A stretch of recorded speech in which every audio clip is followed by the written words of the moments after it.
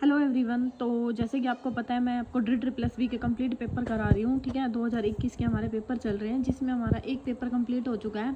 अब हम second paper कर रहे हैं और जो फर्स्ट पेपर था ना मैंने आपको शायद सेकंड टाइम करा दिया है, तो होप सो अब आपको अच्छे से समझ में आ रहा होगा। तो चलिए स्टार्ट करते हैं। अब मैं दोबारा से नहीं करवाऊँगी कोई भी पेपर, पहले बता रही हूँ ये सीरीज़ हमारी कंटिन्यूसली चलेगी एंड 6 बजे के करीब आपको डेली वीडियोज़ मिल जाया करेंगी। ठीक है, और मैंने इसके आपको शायद 15 या 16 क्वेश्चन हो चुके थे, हमने लास्ट वीडियो में देख लेना। आज हम नेक्स्ट करते हैं एंड चलिए स्टार्ट करते हैं अपनी वीडियो।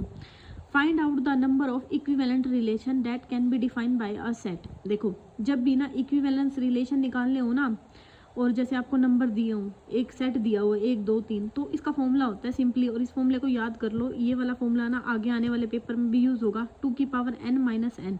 यहीं पे याद कर लोगे ना तो दोबारा नहीं पढ़ना पड़ेगा, बाकी मैं तो पढ़ाऊँगी जब आएगा, तो यहाँ पे याद कर लो। मैं बता रही हूँ आपको नेक्स्ट पेपर में भी आएगा ये 2 की power n minus n। n की वैल्यू कितनी है 3, सिंपली पुट कर दो and you will get the answer is 5। ठीक है, ये आसान क्वेश्चन था। ये वाला पेपर वैसे इजी है एज कंपेरिजन टू पहला पेपर, तो फर्स्ट पेपर कर लेना, ज़्यादा वीडियो नहीं है, 7 ही वीडियो हैं। ठीक है, जो मैंने फर्स्ट टाइम पढ़ाया था ना तब मैंने आपको कंप्लीट डिटेल में पढ़ाया था, वो उसकी कम से कम 32-33 वीडियो बन गई थी। तो अब मैंने 7 वीडियोज़ में ही कंप्लीट कर दिया फर्स्ट पेपर, और लॉन्ग लॉन्ग वीडियो हैं। पहले तो शॉर्ट्स में पढ़ाया था मैंने आपको, तो आप देख लेना। ठीक है, जिसने नहीं देखा। दिस पॉलिनोमियल एक्स की cube plus 4x plus 8 has. देखो ये आपको पॉलिनोमियल दिया है, पूछा है कि क्या है। 3 रियल जीरोज आएंगी, नो जीरोज आएंगी, 1 नेगेटिव, 2 इमेजिनरी, मतलब क्या क्या आएंगी इसमें हमें ये बताना है। देखो जब भी आपको ना सबसे पहले क्या दिया हुआ है, क्यूब में दिया है ना, जब भी आपको इस टाइप का कोई क्वेश्चन मिला ना, सिंपली आपने क्या करना है कि एफ ऑफ एक्स की जगह ना F of minus x put कर लेना। अगर ये नेगेटिव आ रहा है ना ये टर्म, तो इसमें क्या मिलेंगे, नेगेटिव 0 मिलेंगे एक। तो इनमें से ना आपको पता चल जाएगा, इनमें तो अभी कोई नहीं है, तो एक ऑप्शन में मिला हुआ है आपको 1 नेगेटिव, तो आपका यही आंसर होएगा। ठीक है, आपको ऑप्शन भी इस टाइप के मिलेंगे। इस क्वाड्रेटिक इक्वेशन को सोल्व कर, क्वाड्रेटिक नहीं है क्यूबिक है बेसिकली, इसको सोल्व करने की ज़रूरत नहीं होती, सिंपली इसको ऐसे करके चेक करते हैं। ठीक है, क्योंकि एग्जाम में इतना टाइम नहीं होता, तो यहाँ से आपका अब देखो नंबर ऑफ नेगेटिव 0 कितने आ गए 1, तो बस इसने यहाँ पे देख लो ऑप्शन एक में ही है नेगेटिव, और 2 क्या हो जाएंगे, इमेजिनरी आ जाएंगे। सिंपली देखो इसमें कितनी है, 3 पावर है ना, तो 3 रूट तो आएंगे। अब मैंने यहाँ पे देख लिया तीनों रियल है, तो यहाँ से मेरे को कंफर्म हो गया भाई एक तो क्या है नेगेटिव है, तो तीनों रियल तो हो नहीं सकते, वैसे गलत हो गया।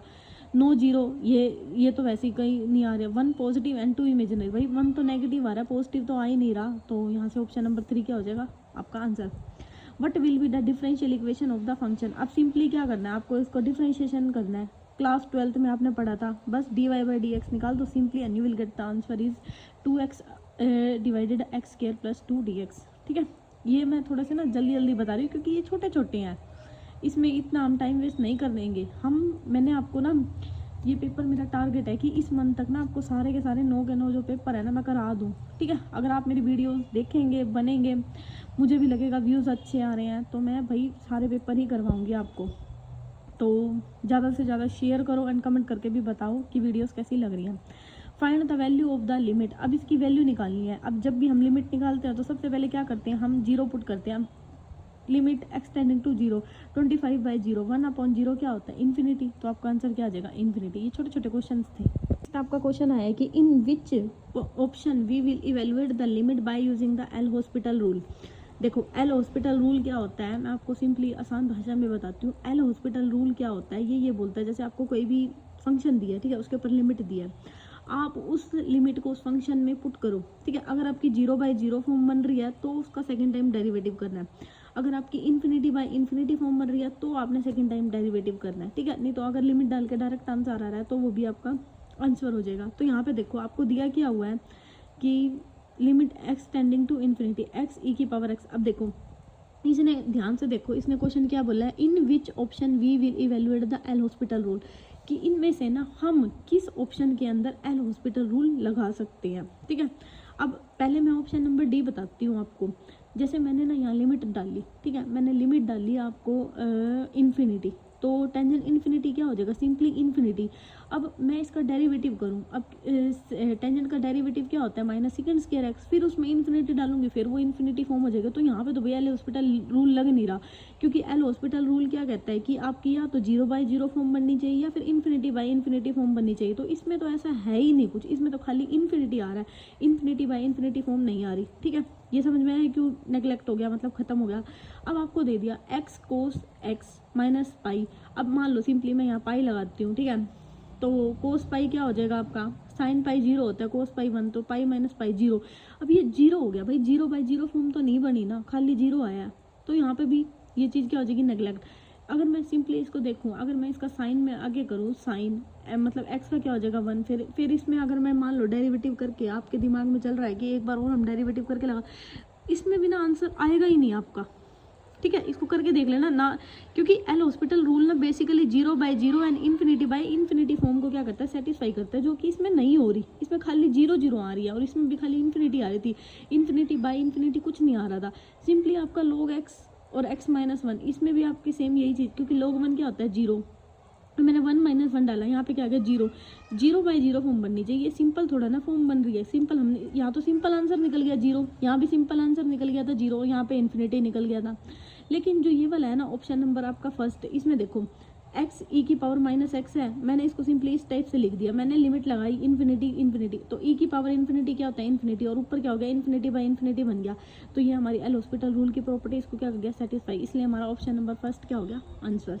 ठीक है, कमेंट करके बता देना, मैंने थोड़ा सा जल्दी बोल दिया है, मेरे को ऐसे लग रहा है। ठीक है, आप बताना जल्दी तो नहीं बोला। ठीक है, फिर नेक्स्ट वीडियो में हम थोड़ा सा आराम से बोल लेंगे। नेक्स्ट दे दिया, what is the angle which the tangent to the curve at P make with the positive direction of x axis, the value of f'(x) is equal to -1 at the point P on a continuously curve y is equal to f(x)। Simply इसने क्या बोला है, इसने ना आपसे angle पूछा है, और जब मैंने आपको मतलब ये वीडियो इसी वीडियोस में, मतलब इसी पेपर में, वीडियो नहीं इसी पेपर में ना मैंने आपको फर्स्ट क्वेश्चन कराया था, मैंने आपको वहाँ बताया था कि जो dy/dx होता है ना, वो क्या होता है टेंजेंट थीटा, और वो उसकी वैल्यू क्या होती है m। सिंपली इस यहाँ पे इसने थीटा की वैल्यू पूछी है कि क्या होएगी, तो हमें फंक्शन गिवन है क्या, f(x) इज इक्वल टू -1, यानी कि dy/dx की वैल्यू कितनी है -1, जो कि हमें m की वैल्यू, यानी कि यहाँ से हम क्या कह सकते हैं, जो टेंजेंट थीटा है उसकी वैल्यू हमें क्या दिया -1, और इसने एंगल पूछा है यानी कि थीटा पूछा है, तो टेंजेंट हमारा -1 किस पे हो जाएगा, ये होता है 3π/4। ठीक है, ये आपका क्या हो गया आंसर, क्योंकि π-π/4 कर लेना आप, जैसे ये नेगेटिव है ना तो π-π/4, क्योंकि ये इस पे चला जाएगा ना, टेंजेंट 1 हमारा क्या होता है π/4 पे, तो हम इसको इस टाइप से लिख सकते हैं, क्योंकि ये नेगेटिव आ गया ना इसलिए। ठीक है, अब हमें दे दिया calculate limit n tending to infinity 1 + 1/n⁴n। हमें क्या करनी है, लिमिट लगानी है। तो इसमें क्या है, इसमें देखो, इसमें आपकी एक फॉर्म चलती है, ये कंसेप्ट चलता है आपका क्या, कि जब आपका ना 1 + λx⁴ 1/x होता है, तो यहाँ पे 1 की पावर इन्फिनिटी, यानी कि इसको हम, इसका आंसर क्या होता है e⁻λ। ठीक है, और आपकी दूसरी फॉर्म होती है कि limit n tending to infinity 1 + λ/x⁴x 1 की इन्फिनिटी, तो इसका आंसर भी क्या होता है e⁻λ। मेरे यहाँ पे कहने का क्या मतलब है आपको, कि फॉर्म चेक करो, अगर इस टाइप की फॉर्म है ना तो आपका आंसर होएगा e⁻λ। लैम्डा क्या मतलब, जहाँ पे जो वैल्यू आपको दी होगी। ठीक है, मल्टीप्लाई में, मल्टीप्लाई का केस कब लगाएंगे, जब हमारा क्या होएगा x टेंडिंग टू 0, और जब हमारा x इन्फिनिटी को टेंड करेगा, यानी कि ये डिवाइड वाला केस है, तो भी हमारा आंसर क्या होगा e⁻λ। सिंपली क्या याद करना है इसमें, कि मल्टीप्लाई के केस में भी e⁻λ आंसर होता है, और डिवाइड के केस में भी e⁻λ आंसर होता है, सिंपली। ठीक है, अब आपको क्या दिया, इन्फिनिटी वाला केस दिया है, और λ/n हो गया, यानी कि लैम्डा की वैल्यू क्या है 1, तो e⁻λ यानी e की पावर क्या हो गया 1, आपका सिंपली आंसर। अगर आपका यहाँ मल्टीप्लाई में होता ना तो भी इसका आंसर क्या होता 1, बस यहाँ लिमिट चेंज हो सकती है। बस ये फॉर्म बताइए मैंने आपको कैसे कैसे याद करनी है। ठीक है, नेक्स्ट क्वेश्चन आपको दिया है कि which one is not the characteristic of transcritical bifurcation. देखो ये वाला क्वेश्चन है ना, कि ट्रांसक्रिटिकल बाइफरकेशन क्या होता है, ये आपका ना, ये ग्रेजुएशन में नहीं है ना, ये आपके पोस्ट ग्रेजुएशन में है।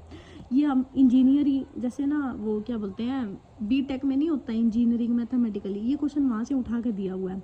तो आपका ना DSSB में सिंपली ना ऐसे अलग अलग 4 से 5 क्वेश्चन आपको भाई इंजीनियरिंग के मिलेंगे, तो मेरा तो ये मानना है कि या तो उन क्वेश्चन को छोड़ दो अगर नहीं पता, क्योंकि ना नेगेटिव मार्किंग होती है और नेगेटिव मार्किंग को ना जो बच्चा, सही बताऊँ, नेगेटिव मार्किंग को सीख जाता है ना किस टाइप से हैंडल करना है, उसका पेपर क्लियर हो जाता है। ठीक है, तो मेरा तो ये मानना है कि जब भी ऐसे क्वेश्चन आए उनके बारे में कुछ नहीं पता तो इन क्वेश्चन को हमें छोड़ देना चाहिए। बाकी ये हमारा इंजीनियरिंग मैथमेटिकल में आता है कि ट्रांसक्रिटिकल बाई फंक्शनल क्या होता है कि जो non collinear implicit scalar equation होती है इसकी। ठीक है, सिंपल ही है इसका कुछ वो नहीं है कि प्रूफ वगैरह करने या कुछ, ये आपका अलग ही क्वेश्चन आया हुआ है। ठीक है, तो यही होता है इसके बारे में, इतना कुछ जानने की कोशिश भी नहीं करनी है और हमारे सिलेबस में है भी नहीं। ठीक है, सो बस यही होता है कि नॉन लीनियर होता है भाई। कई जैसे कि मैं तो इसलिए बता रही हूँ क्योंकि अगर आपके क्वेश्चन रिपीट हो गए, अगर आपने देखा हुआ है तो भाई मार्क कर लोगे, 1 नंबर मिल जाएगा। ठीक है ना, non collinear impact scalar equation क्या होते हैं, ट्रांसक्रिटिकल बाइफरकेशन। ठीक है, ज़्यादा घूमने की जरूरत नहीं है इस क्वेश्चन में। नेक्स्ट हमें दिया है कि व्हाट इज़ द FEM, जो ये है ना, ये भी आपकी फुल फॉर्म आई हुई है, इसकी फुल फॉर्म पूछी है, इसका मतलब होता है फाइनाइट एलिमेंट मेथड। ये भी आपका इंजीनियरिंग में से आया है, सिंपली इसको याद कर लो बस, ये भी याद कर लो और ये भी याद कर लो। ठीक है, और कुछ नहीं है कि इसका क्या होता है, finite element method. Next question हमें दिया है कि if greatest integer function is the, मतलब जो x है ग्रेटेस्ट इंटीजर है, then what is the limit x tending to 1 x - 1। तो ये क्या होगा, देखो ये हमें ग्रेटेस्ट इंटीजर फंक्शन दे दिया। वैसे आपको ना, मैंने आपको शायद पढ़ाया हुआ है ग्रेटेस्ट इंटीजर भी, जहाँ तक मेरे को याद आ रहा है मैंने आपको ना शायद EMRS की वीडियो में पढ़ाया था। EMRS का जब मैंने पेपर, मतलब मैंने आपको टॉपिक वाइज कराया था ना, तो मैंने आपको वहाँ पे ग्रेटेस्ट इंटीजर फंक्शन पढ़ाया था, मतलब एलिमेंट्री ऑफ मैथमेटिकली आपका मतलब टॉपिक दिया हुआ है उसमें अलग से, वो मैंने पढ़ा दिया आपको। ठीक है, अगर यूट्यूब पे नहीं देखा तो, अगर कोई वीडियो देख रहा है उसका EMRS का पेपर है, तो मैंने बहुत आसानी से पढ़ाया हुआ, मतलब बिल्कुल आसान तरीके से पढ़ाया हुआ है एलिमेंट्री मैथमेटिकल को, तो आप देख सकते हो, जिसमें पियानो थ्योरम भी थी। हाँ, मैंने उसमें आपको पढ़ाया था। देखो ग्रेटेस्ट इंटीजर फंक्शन का बेसिकली क्या मतलब होता है, इसमें ना आपकी जो भी वैल्यू होती है ना, जैसे मान लो मैंने 1.2 लिखा, ठीक है, ये 1.2 में ना जो छोटी वैल्यू होती है ना, ग्रेटेस्ट इंटीजर फंक्शन हमेशा छोटी वैल्यू पे जाता है। अगर मान लो मैंने 1.2 का आपसे आंसर पूछा ग्रेटेस्ट इंटीजर में, तो आंसर कितना होगा, 1। ठीक है, अगर मैंने 0.5 लिखा तो आंसर कितना होगा, 0। कहने का क्या मतलब है, जो ये ग्रेटेस्ट इंटीजर फंक्शन है ना, ये छोटी वैल्यू पे जाता है। मतलब पॉइंट में मान लो, जैसे आपके पास पॉइंट में ना जैसे 1.6 है, ठीक है, अब 1.6 में ना जो 1 और 6 में छोटा कौन सा है, 1, तो ये 1 की तरफ जाएगा। अगर मैं पूछ लूँ कि 0.5 से, ठीक है, 0 के बीच में, मैंने क्या बोला, ध्यान से क्वेश्चन सुनो, 0.5 से ना 0 के बीच में, अब मैंने उल्टा लिख दिया यहाँ देखो, 0 से 0.5 के बीच में ग्रेटेस्ट इंटीजर क्या होगा, सिंपली 0। जो भी छोटी वैल्यू होगी ना, वो क्या होता है, हमारा ग्रेटेस्ट इंटीजर फंक्शन। यहाँ तक आ गया समझ में, ग्रेटेस्ट इंटीजर मतलब निकालते कैसे, सिंपली।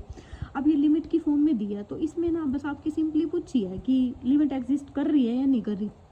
ये बात मैंने क्यों बताई है, मैं बताती हूँ आपको। देखो पहले मैंने लेफ्ट हैंड लिमिट निकाली x की 1 - h, 1 - h, ये मैंने ग्रेटेस्ट इंटीजर, ये क्या हो गया, नेगेटिव -h। मैंने h की वैल्यू कितनी डाल दी, 0 डाल दी, -0 डाल दी।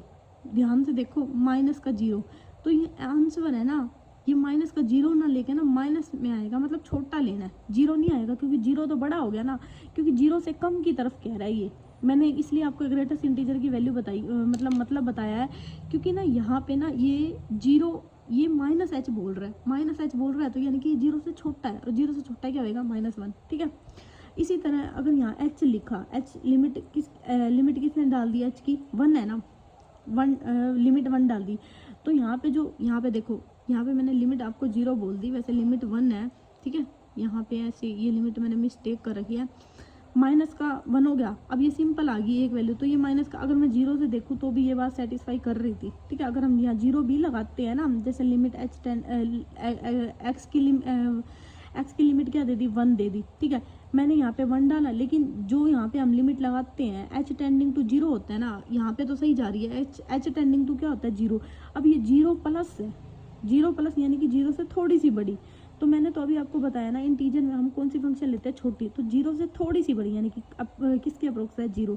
अब यहाँ पे तो आ गया -1, यहाँ आ गया 0, भाई लिमिट ही नहीं एग्जिस्ट हुई, तो इसको हम क्या कह देंगे, limit does not exist. Hope so आपको ये क्वेश्चन अच्छे से समझ में आया। ठीक है, क्वेश्चन हमें दिया है, डेरिवेटिव निकालना है, सिंपली log 2x + 3 = देखो डेरिवेटिव, ये आपका 12th क्लास का है। log x का डेरिवेटिव क्या होता है 1/x, ठीक है। जिसने ना 12th क्लास अच्छे से पढ़ी है, मैं ये कह रही हूँ कोई बात नहीं, आपने अगर अच्छे से नहीं पढ़ी ना, अगर आपने 10th तक भी थोड़ा सा मैथ अच्छे से पढ़ा है तो आप कर जाओगे चीज़ें, क्योंकि 12th में ना इतना आपको सारी चीज़ें नहीं पढ़नी। 12th में एक क्या होता है DREE का पेपर, पता क्या है, ये नहीं है कि आपको 12th का हर एक क्वेश्चन आना चाहिए, नहीं, आपको क्वेश्चन के साथ ना कंसेप्ट आने चाहिए। जैसे अब कंसेप्ट आपको पता क्या चलेंगे, सारा थोड़ा ना पढ़ना होता है, सारा पढ़ने से पेपर कभी नहीं निकलता, ठीक है। आप इतना पढ़ो, एग्जाम ओरिएंटेड पढ़ो, एंड जो भी पढ़ रहे हो ना अच्छे से पढ़ो, ठीक है, तब एग्जाम निकलता है। क्योंकि DREE में 100 क्वेश्चन आएंगे और आपको लेने क्या है 40% नंबर। 40% नंबर लेने का मतलब अपने माइंड में ये मत रखना कि 40 नंबर ही लेने हैं, नहीं, 40% का मतलब है कि 40 तो नंबर आने चाहिए, तब आपको पास माना जाएगा, ठीक है। पर आपको ना अपना टारगेट रखना है कम से कम 60 का, ठीक है, तब जाके आपके 55 नंबर आएंगे। तो 100 क्वेश्चन है, 100 में मान लो 10 क्वेश्चन आपके पैडालॉजी के हो गए, ठीक है, वो कर लोगे, जिसमें से आप 7-8 तो आराम से, एंड 10 क्वेश्चन ऐसे आएंगे जो बिल्कुल आपको नहीं आते, ठीक है। बचे आपके 90, मान लो मैथ के बता रही हूँ मैं, पैडालॉजी को हटा के, तो 90 में से आपके कितने बचे, 80 क्वेश्चन बचे। 80 में से ना आपको 20 क्वेश्चन मेरे को ऐसे लगता है कि नहीं आते होंगे, भाई आते भी होंगे, हमारे कंसेप्ट क्लियर नहीं होंगे, ठीक है। मैं अपनी तरफ से बता रही हूँ आपको कि आपको क्या स्ट्रेटजी रखनी है, अपने माइंड में क्या रखना है। तो 60 क्वेश्चन ऐसे हैं, ठीक है, आप कर जाओगे उन क्वेश्चनों को। वो क्वेश्चन ऐसे होंगे कि आपने कंसेप्ट पढ़े हुए हैं, और आपने जिन कंसेप्ट को पढ़ा है ना उसको अच्छे से पढ़ो, क्योंकि वो 60 क्वेश्चन ना उन्हीं कंसेप्ट पे घुमा घुमा के आएंगे। तो 60 क्वेश्चन का ऐसा लगता है कि मुझे पढ़े हुए होते हैं, जिसमें से आप 55 नंबर इजीली ले लोगे। और DREE में 55 नंबर लेना एक टॉपर बन जाता है बच्चा, ठीक है। तो इस टाइप से अपनी रखो, सारा नहीं पढ़ना, ठीक है। 12th में जितना पेपर में आप देख रहे हो प्रीवियस ईयर पेपर में क्या क्या आया है, तो उस अकॉर्डिंग भी आप पढ़ लोगे ना, इजी है, मतलब इतना कोई वो नहीं है, ठीक है। अगर आपको मान लो 12th में थोड़ा लगता है भाई मेरे को सारा पढ़ना पड़ेगा, ये नहीं, मैं जितना पढ़ा रही हूँ ना, आप अगर ये भी कर लेते हो ना अच्छे से, तो आपको ईजिली आप नंबर ले लोगे, ठीक है। बस शर्त ये है कि अच्छे से पढ़ो जितना मैं पढ़ा रही हूँ। अगर आपको नहीं समझ में आ रहा ना, आप मेरी वीडियोस देख रहे हो, मैं इसमें आपको कंसेप्ट भी बता रही हूँ, ये नहीं कि बस मैंने बता के छोड़ दिया। सो मेरी वीडियो देखो, या फिर मतलब किसी और की भी वीडियोस देख रहे हो, तो मैं ये नहीं कह रही कि मेरी ही देखो, अगर आपको किसी और की भी अच्छी लग रही है, बहुत सारे चैनल है यूट्यूब पे, यू कैन वॉच, ठीक है। बट ये है कि आप जहाँ से भी पढ़ रहे हो, जितना भी पढ़ रहे हो ना, अच्छे से पढ़ो, तब आप इजीली क्रैक कर जाओगे इस एग्ज़ाम को, क्योंकि मेन सारा दिमाग का खेल है इस एग्ज़ाम में, ठीक है। और नेगेटिव मार्किंग को कैसे हैंडल करना है कुछ, वो हम बाद में देखेंगे, वो मैं आपको बाद में बताऊंगी। अभी मैथ्स के पेपर पढ़ो, ये पेपर कंप्लीट कराने हैं मेरे को, तो चलो स्टार्ट करते हैं। अब सिंपली इसमें क्या बोला, डेरिवेटिव बोला है, ये आपका 12th क्लास का। अगर मैं जो बताती हूँ ना आपको, ये 12th का है, ये 10th का है, ये कौन सा है, तो वही टॉपिक थोड़े से और अच्छे से कर लो, 12th में वही पढ़ लो, जरूरी थोड़ा ना सारे टॉपिक पढ़ने होते हैं। तो बस डेरिवेटिव करना है। log x का डेरिवेटिव क्या होता है 1/x, ठीक है, इतना तो आपको पता होगा। बस सिंपली log x का डेरिवेटिव कर दिया 2x + 3, और x का क्या हो जाएगा 2। सिंपली इसको सोल्व कर दिया तो आंसर क्या आ गया 2 × 2x + 3 हो गया। नेक्स्ट हमें दे दिया कैलकुलेट लिमिट। अब देखो जैसे लिमिट आ रही है, डेरिवेटिव आ रहा है, डिफरेंशिएशन आ रहा है, ये पढ़ो 12th में, सारा थोड़ा ना पढ़ना है, समझ रहे हो ना मेरी बात। तो लिमिट हमें क्या दे दिया n टेंडिंग टू इन्फिनिटी। अब बस सिंपली इस लिमिट को सोल्व करो। मैंने इसमें ना मैंने n की जगह इन्फिनिटी पुट कर दिया, तो मेरी इन्फिनिटी फॉर्म बन गई। अब मेरे को इन्फिनिटी को क्या होता है हटाना होता है, तो यहाँ पे एल हॉस्पिटल रूल का यूज़ कर दिया, तो मैंने n कॉमन ले लिया। n कॉमन लेने के बाद मेरा सिंपली आंसर कितना बन गया 7/5। अगर वैसे जिसकी ज़्यादा प्रैक्टिस हो चुकी है ना, वो सिंपल इसको देख के भी सोल्व कर लेता है बच्चा, 7/5 आएगा आंसर, ठीक है। मैं वैसे बता रही हूँ, आपकी प्रैक्टिस नहीं है, हो जाएगी धीरे धीरे, सीखते ही हैं हम, इंसानों को काम ही है धीरे धीरे सीखना, ठीक है। सो इतना भी मत वो। नेक्स्ट हमें दिया है what will be the order and degree of the differential equation. ये मोस्ट इंपॉर्टेंट है एंड आपका ना लगभग सभी पेपर में आया हुआ है, ठीक है।